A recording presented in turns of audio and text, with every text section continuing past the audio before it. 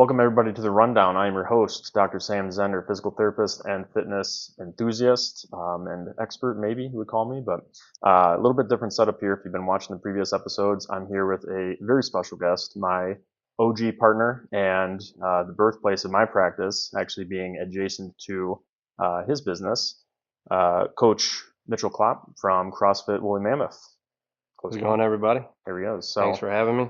We're playing around with the technicalities here. If you can see, my arm is extended a little bit. I'm doing some manual editing as we're going here. So if I'm not looking at Mitch, that's why. I'm not ignoring him, but You just got to talk to the people. That's just the way it goes. That's what I'm trying to see. So if it looks really, really bad afterwards, I'm sorry. You can blame me, people. But Mitch, mostly what I want to do is give you exposure for anybody watching, listening, primarily to talk about CrossFit and your gym specifically. I've been a member for a couple years, but I want to give everybody who maybe hasn't known us or met us the genesis of your gym and your business and how we've kind of come to be partners and our mutual outlook going forward. Yeah. So cool thing is we're coming up pretty close on year number 4. Actually, year number 5. Excuse me. So October of 2022 is when we opened the doors, but I started running classes right after the CrossFit Games in 2022. Kind of the big backstory behind Mammoth was I was a head coach, general manager in the area, and the facility I was running or helping run, I didn't have the autonomy, it didn't have kind of the backing, and unfortunately, the business kind of plummeted pretty quick for other reasons. But had the opportunity to take some people, and with the backing of some of the community that we had, they encouraged me to open my own facility. In 20, this might have been 2015.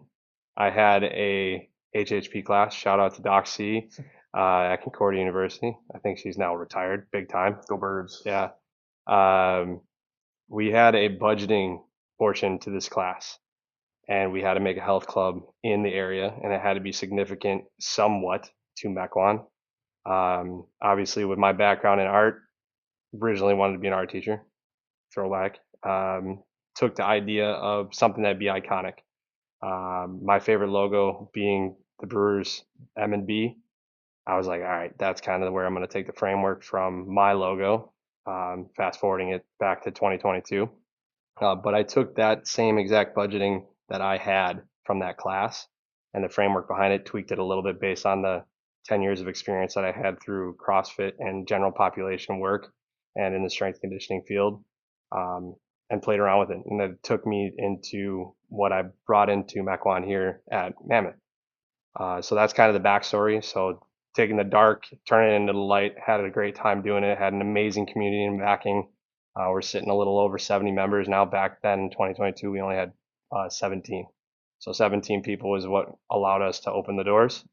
And now we're growing, right? Off of that, like I said, we're coming up on the 5-year mark. I was actually taking Saturdays and doing free workouts and doing them in different areas in this town. And that kind of made it nostalgic. So now coming up in a couple of weeks, we're going to be doing our 5th anniversary for the hill climb. Our Stampede the Hill is what we've now named it based off of the gym. Free workout, going to be kind of minimal equipment and just a lot of fun. So a big community building event and an opportunity for all of us to kind of see where we started, and now you're taking away all the fancy equipment and the fun, loud music, and just getting back to the roots and just grinding where we got it going. So that's awesome. So really a homegrown community, really. That sounds like it started ultimately out of something as simple as a homework assignment. Yeah. Say. Yeah. I mean, was this something that you ever dreamed of starting, like as a kid, or maybe in high school, or was this something just kind of spur the cuff, and then or off the cuff rather, and then just all of a sudden decided like, hey, maybe I can actually do this? The odd thing is no, I never wanted, I never wanted the opportunity to own a gym. I always thought in the back of my mind maybe it's something I could do because I really enjoyed, taking everything that I do on a day-to-day basis and leaving it at work. But realistically, you become so emotionally and structurally attached to these individuals that you see 300 times a year, Mm, right? Based on how many times they show up to the facility. It's kind of hard to compartmentalize that because there is such a tight knit group and a good community that you have a following with that makes it hard to, walk away. mhm. So, in from the cuff, I know? Maybe. It was kind of an underlying statement back in the day, but I wouldn't change it for a bit now. Yeah, that's awesome. And that sense of community is definitely something that I want to come back to as we're talking about here, because that's as a member for the past what 3 years Three. now, it's been awesome to be a small part of that and to grow and to meet everybody. But we'll touch on that. So going along the timeline idea here, let's talk a little bit about how you and I got connected. Hmm. I believe I don't remember who initiated the conversation, whether it was me or you, but I do remember when you opened up was before me, and I saw like I knew you obviously from having been at Concordia, been working in the weight room, and the Been fact in that you, classes together. yeah, exactly, yeah. So you had you start your practice or your business rather. I had always wanted to start a practice, and we got in touch and started working out, or I started working out of the closet essentially, connected It's an office. to your gym. Yeah, yeah. For at the time, it was my office, yeah, but uh, I guess going back to that point now and like looking at the growth you've made so far, what has been probably the biggest contributor to your growth as a business too? I mean, I don't want to make this so much about me, so No, I I would love think to it's hear more your perspective. from the perspective of growth, I take wholehearted, right? Everything that we've been talking about with the community. I knew that I wouldn't be able to do this alone. And one of the pillars that I actually kind of brought into play with Mammoth being the forefront and the icon or mascot, we'll say. Mm, They're actually a small herded animal if you look into the literature. And I knew as an individual you can be massive and be as large as Mammoth, but with your herd, you're not going to be able to travel far. So allowing myself to find individuals that I can work with and create something that would, be more of a sports umbrella. Having, I'm not saying everybody's going to get hurt or anybody's going to get hurt, but having somebody that I can rely on um, to let my individuals go to that I trust, and we can talk and converse and make sure that things can be scaled or tailored accordingly if they need any sort of prehab, rehab, or just strength going forward and how I can help mhm, or how you can help. So that was kind of the big thought behind it. When I got started, I was like, all right, I need to figure out a team. I was working every class uh, Monday through Saturday where I didn't have anybody, but having you on my corner, it was like, all right, this is somebody that I can talk to if I need, have a question or, I need some help with something with an individual that, is pretty high up there where mhm. it's way past my expertise. So that was kind of the big thought behind it. But school wise is I think where we met. Your wife was in my class. She sat next to me in Mhm. our ex phys classes. So that's kind of how I knew of you. And then as you started to help with the strength conditioning side when I was a graduate assistant there at Concordia, that was where kind of the ball was rolling because our mindset was the same. We both enjoyed Olympic weightlifting and moving the right way and functionality behind it. And kind of created the bond from early on and moved into the opportunity of, I think you slid in my DMs first. Might have. And that's kind of how it kind of got started. Just you reached out asking questions, and I told you to come to the open house, and from there it was just let's get it rolling, Yeah, see what we can do. yeah. I still remember that day too, seeing your gym on day one essentially or early on, and remembering how cool that was. That somebody I knew that was just kind of a regular guy like myself. Now he had his thing, right? And for me that was really motivating too to try to build up my own practice. So and you touch on trust, you touch on the idea of relationships, and speaking for myself over the past several years being in practice, that's been probably the most important part, not just of my work with clients, but also with partners. And so the trust that we have is extremely important. And I think, as you said, it is super important to have somebody in your corner who thinks like you, or at least has the same kind of motivations and direction as you. So for viewers and listeners, maybe who aren't familiar with you or with Woolly Mammoth or CrossFit in general, what would you say is your general philosophy of of what a gym should be or what maybe fitness or exercise should be? Because there's when somebody says like, oh, I go to the gym, like that could mean 1,000 different things. Yeah. But when they say I go to Woolly Mammoth or when Coach Klopp is my coach, what do you want that to mean to people? The way that I look at it and I kind of view life inside of the gym is I want technique to be flawless, Mm, right? Obviously, you can't grasp perfection, but you can strive for it. On top of the flawless movement, I want as much or as many opportunities to try as I possibly can receive from any athlete. Just because if you're willing to try, you're going to be able to shock the system. Obviously, our minds, our bodies are crazy machines, and you're never going to know what you're capable of until you actually give it a go. Um, so that's probably the two big pillars, and then moving in a way that's slow enough, smooth enough, but can eventually move fast enough is kind of how you can look at it from the perspective of CrossFit itself. mm. So, Yeah, awesome. So the coaching is very intentional, mhm. obviously, and I know that, but I want everybody who's listening and hearing to know that too. Um, and and I think that that's an important piece to touch on because as many people think CrossFit, they think that there's a lack of coaching or people get hurt all the time or it's just a big gym of irresponsibility and injuries and stuff like that happening. So what might be a quick way that you would summarize if somebody had to bump into you on the street? How would you maybe try to change their mind a little bit on that? I mean, the biggest thing that I always touch on is the demographic. Age group is all the way from well, Little Woolies is going on right now because kids are out of school. Mm, But in classes that you could see or anybody can see, we have from the age of 14 all the way up to 70 is their oldest athlete. So that's the big thing where people go, wait, what? And then from that, you just continue to talk about how there is the scaling opportunities. It's not one specific thing. Yeah, we have a large stroke that we're trying to achieve, which is going to look at the stimulus, the intensity, the weight that you're going to be moving, the movements that we're going to be doing.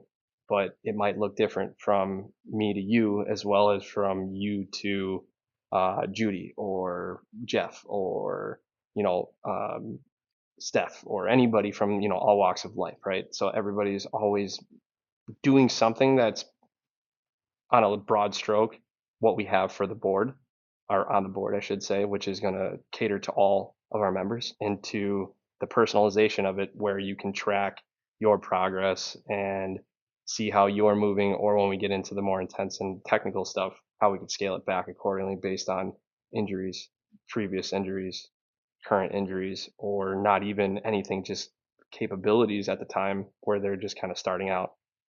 So that's kind of the broad kind of, hey, let's reel you in. Don't think that you're going to get hurt because you won't.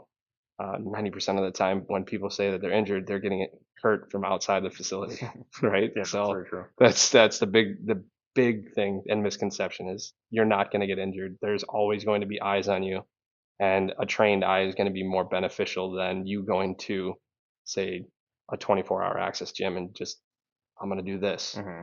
You might not be doing it correctly, which is going to cause some sort of injury that you might not know about until you step off the curb. Hmm. And then you're trying to figure it out from there. Yeah. But that's when you seek out individuals like us that are going to have the opportunity to give you the concepts and the technical movements um, to progress in the correct direction. Yeah, and I like the idea of the community that you've outlined, or not an idea, it's a reality, really, from little woolies all the way up to some members being 60s, 70s, that sort of thing. It's truly a kind of a microcosm of society, which I think is cool because a lot of people, unfortunately, might be in a gym setting or might have only limited experience in certain settings where it's judgmental. Maybe they are surrounded by a lot of other people that are only their age or a similar demographic, and they might feel like, oh, I'm not doing as well as people that are of a similar age, and maybe I should be doing better Mm-hmm. is the key. And they fall off of their fitness journey because of that that judgmental attitude or perspective. So how do you, as the coach and as the gym owner, really make sure that everybody feels welcome, everybody feels like they have a place, and regardless of your current abilities, they can be successful in your gym. Yeah, I mean the way that I kind of break it down is every class time is their own little team. Mm-hmm. right? You have your 5 a.m.ers, 6 a.m.ers, so the early morning go-getters. You have the 9 a.m. individuals that are, either students that don't want to wake up early or older folks that can make that time work best for their schedule. Then you have the lunch people that just love to talk. And then you have the afternoon individuals that are just, hey, I just worked 8 hours. Now I'm trying to decompress and get after it. And then, you know, it allows us as coaches to identify that and change how we need to teach the workout that is at hand for the day. Um, and then it looks different on paper, maybe per person, like we were talking about before, but ultimately it's all just about who's going to be showing up, right? Mm-hmm. And I totally lost track of what I was trying to say. That's right. I'd say you answered it. So, I mean, what I think is important to really emphasize is how scalable, how adaptable CrossFit is. I Yes. think a lot of people don't understand that. And speaking as somebody who honestly at one point was a CrossFit hater when I was a purely Olympic weightlifter, Mm-hmm. thinking like, oh, look at their technique or whatever. For me, that has been the most fun part of CrossFit is how variable it is and how there's always some new challenge. And certain parts are, when you first start out, you're going to be, pretty good in some areas, a lot weaker in others. Like gymnastics probably will always be the hardest part for me Always. on the bar, that is, especially. The Olympic, weights that those movements come pretty easily just from having trained in that specifically. But point is, there's so much variability, and that's what keeps people engaged or keeps it engaging, I would say. So maybe to those who are skeptical of CrossFit or have heard of it or thought about it, I mean, what to you is maybe the biggest selling point of the workouts specifically that would differ from a lot of workouts that they would get at other gyms? Yeah. So I mean, the classic example is, are you planning on standing on a stage ever? Right? Meaning, are you trying to be a real bodybuilder? Mm-hmm. Uh, Most of the time, it's an answer of no. Okay, so why are you training to be bigger, bulkier, whatever? You want to look good. You can look good in different ways. And the most opportune way is going to be how to be functional. So daily activity is what we are training for, the unknown and the unknowable. But again, going back to that willingness to try, there's a million different things that you might not know how to do. But every time that you come in and you conquer a new skill, it's satisfying. And that satisfaction factor is a key component that all CrossFit gyms give. The cool thing about Mammoth is it's just kind of how we plan it, right? We plan our weeks, our days, our weeks, our blocks for programming based on that, and we get to utilize our goals that individuals have set. That helps me program a little bit more. So that's kind of the fun part behind both CrossFit overall as a broad stroke, as well as what Mammoth gives an opportunity for. Mm-hmm. Yeah, So and I think that part of you mentioned the programming and adjusting it depending on how people are doing or how things are going, I think is really important. Like just to have your expertise in general, supervising everybody and making sure that there's a system in place is huge because a lot of people, to the example that you gave, they might just be doing several exercises throughout the week and that's really their only standard to know like am I getting better, right? yeah. I went from 15 pounds to 17 and a half pounds on the lateral raises, right? Hmm. And if that progress doesn't happen week to week or month to month, they feel like, well, I'm not getting any better. So, um, as somebody who clinically likes to keep track of things and kind of measure, test patients throughout an episode of care, that part is super helpful. But just give an outline to Yeah. the people listening or watching. How do you personally, or how does CrossFit in general, how do you track fitness and how do you make sure people are making progress? Yeah, so the methodology itself, it's not random, and that's what a lot of people think, right? We're taking anywhere between we'll say one to three activities throughout the day, and we're rolling through variables of intensity, speeds, and stimuluses, right? So we're thinking weight, time domain, and how hard you should be going. And then from the perspective of what I do as the individual programming for our facility, is I look at it from a little bit more of a well-known concept, the conjugate method. Mm, So we're taking dynamic efforts and max efforts, and we're kind of fluctuating through a continuum where you don't get bored. So the way that our weeks look, it's front half of the week, we're thinking more max effort. So just building. It's not something that we should be afraid of, right? Even though it says max effort or you're maxing out, I'm not looking for you to, work till you fail, Mm-hmm. right? I'm just working you to build. And then on the back half, I'm trying to think about more speed and more efficiency in your movement pattern. So you're going to pick a movement. We're going to have, a variable that we're going to kind of sit at on a scale of 1 to 10 rather than 1 to 100 for a percentage. And, you might feel great. So it might be a little bit heavier than the number that we gave for the day. Or if you don't feel great and you didn't get enough sleep or any other factors that might kind of predict differently for what we have um, inside the gym, right? You tailor it back a little bit, but you're still getting something that you can successfully do, moving correctly, moving efficiently, moving with speed and power, and that's the big thing that we look for. Mm-hmm. So tracking that progress with our logbook is actually very important, and a lot of people hate it, which is crazy, right? You come to a facility and you can interact with individuals that you didn't see. Mm-hmm. You can be competitive with individuals that you don't see, and you can try to beat their numbers, whether it be by a pound or two or by a second and a half. Always a pound. Exactly, and you can talk some smack, but at the same time, you give them a high five and say, "Hey, I'll see you tomorrow, and we'll get back to it." Yeah. Um, so the competitive side of things helps. The tracking side of things is important because you can see your progress, Mm-hmm. right? No different than you have your plan of how fast or how well am I going to get in the next couple of weeks so that I can get back to doing what I love and what I want to do. Mm-hmm. It is important, Yeah. and everybody should log their stuff. Yeah. Track your stuff, people. But no, I like the connection that you draw between all of those concepts. And for me, I've said this on our RMC episodes previously that one of the biggest reasons for me being engaged in fitness in general, but especially at the Woolly Mammoth, and one of the biggest things I've noticed has improved as a dad is my ability just to be present. Hmm. Play with the kids, just get through life more easily compared to before I started to focus on all aspects of fitness, and it was just how heavy of a weight can I do on these two very specific movements with Olympic weightlifting. Now fitness in general means so much more.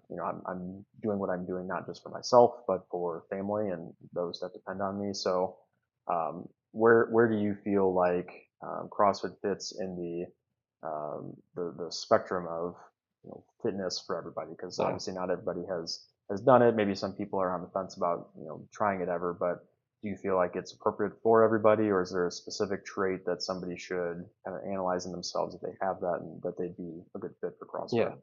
So there's two things that I want to say. One, the beauty of it is that you don't need a whole lot of time, right? Obviously when you go to a class it's an hour long and we're doing a bunch of stuff, you have eyes on you, you're allowing for people to get some opportunities to learn. But if you don't have an hour and you have 15 minutes and you can give yourself a vigorous, well done, thought out concept, you don't need to go to the gym for 2 hours. You don't need to hit just one body part where you're blowing it up to just get a massive pump. Mm-hmm. I mean, there's reason for it, and if you want that, you can do it. But CrossFit is great because it allows us to kind of shorten the concept so you get an overall functional activity done in a shorter amount of time.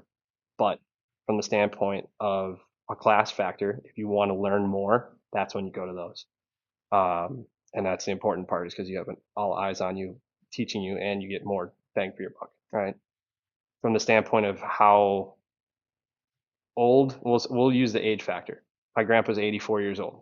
He comes to the gym twice a week. I work out with him for 30 minutes.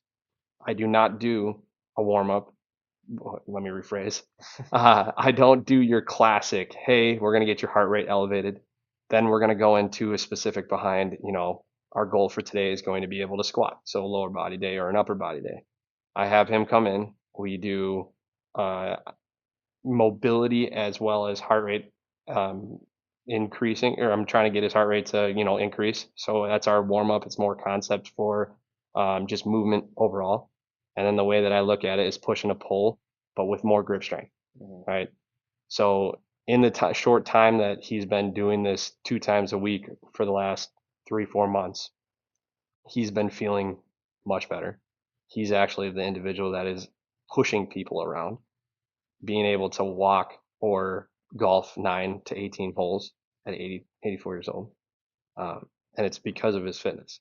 His fitness level is getting better to allow him to do daily activity, and it's not that, hey, I'm there for an hour. No, it's just having a thought out program that's going to allow you to just kind of move the right way. Grip strength, pushing, pulling, sitting, standing, all activities of life that we need for the longevity of our individual, right? Because without it, you're going to have somebody help you off the couch, off the toilet, you know, doing your due diligence to rotate side to side to be able to clean yourself. You don't want somebody to do that. I mean, maybe you do, but most people want their independence. Probably would want to opt for not doing that. Yeah. And that's another reason why our partnership and our relationship works so well, is that that's a lot of that idea of longevity and long-term fitness is, something that I try to incorporate in my practice as well. A lot of rehab is more in the short term. You and I are both more focused on the long term, which I think is awesome. And you described a lot of concepts that you're very intentional about as a coach, like use of the RPE scale, maybe adjusting to, how you feel day to day, because not every day is, of course, going to be the same output, because life is not always the same, throughout the week. So as we wrap up here, maybe provide like some general summative thoughts or words of encouragement, maybe for those who, again, have never met you, never heard of Woolly Mammoth or CrossFit in general. You and I are going to have some follow-up episodes, ideally, of course. We'll get into more of the specific weeds on various topics, but just as a general message for CrossFit overall and fitness, maybe, what might be some positive words of encouragement you have for everybody? Try it. That's the biggest thing. Go and try it. Whether you're going to your local affiliate or if you just want to try to do some sort of workout, right? Easy workout. Put a timer on, 5 minutes, and drop to the ground, jump up and celebrate. 5 minutes of burpees. That right there, if you do that, you're going to see tremendous amounts of cardiovascular training as well as a little bit of strength training, because you're pushing yourself off the floor, and then a little bit of a plyometric with a little jump, right? So that's the big thing. Just try. And then on top of that, if you want more information, you can always reach out, right? If you're local, give us a shout. Find us on CrossFitWoollyMammoth.com. I don't know if we still are linked together on our pages. I think I am. We should be. Yeah. You're online for sure. So. Yeah, and I have yours as well. So either or, you find me through him or find each other through one of our websites. And then social media platforms where you can find us. But on top of that, like I was saying earlier, if you are in the area and you're interested in trying, meet at Mequon Hill at 9 o'clock, August 8th. So 8/8, 9 o'clock. Hill climb, try the workout. We'll have scaling opportunities, and then you can meet some of the people. There you go. Short, sweet, to the point. Coach Klopp, Mitch, appreciate it. Absolutely. Thanks for having me. And for those of you listening or watching, again, it doesn't have to be overly complicated, but it does have to be something. And for many of you, if you've not tried it, CrossFit is probably the thing that you are looking for in your fitness journey and maybe didn't even realize. So give it a shot. Mitch, thank you. Absolutely. Thanks for having me.